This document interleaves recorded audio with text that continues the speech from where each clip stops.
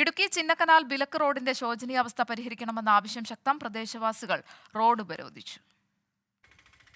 Munnar tourism മേഖലയ്ക്ക് തിരിച്ചടിയാണ് ചിന്നക്കനാൽ റോഡിന്റെ തകർച്ച. ചിന്നക്കനാൽ സൂര്യനെല്ലി മേഖലകളിലേക്കുള്ള യാത്രയെയും ഇത് ബാധിക്കും.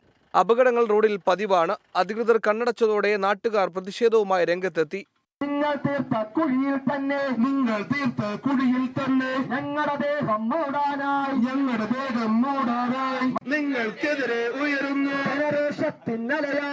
ജനരോഷത്തിനലയാളി. കരാർ നൽകി 2 വർഷം കഴിഞ്ഞിട്ടും നിർമ്മാണ പ്രവർത്തനങ്ങൾ എങ്ങും എത്തിയില്ലെന്നാണ് ആക്ഷേപം. ഒത്തിരിയേറെ വർഷങ്ങളായി ചിന്നക്കനാൽ പ്രദേശത്തേക്കുള്ള യാത്ര വളരെ ദുരിതം പിടിച്ചതായി മാറിയിരിക്കുകയാണ്.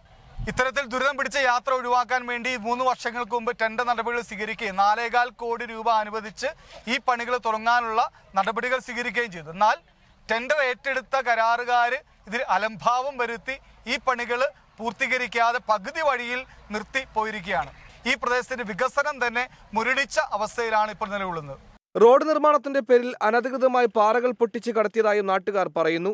നവീകരണം പൂർത്തിയായില്ലെങ്കിൽ തുടർ പ്രതിഷേധങ്ങൾക്ക് സാധ്യതയുണ്ട്. 24 ഇടുക്കി.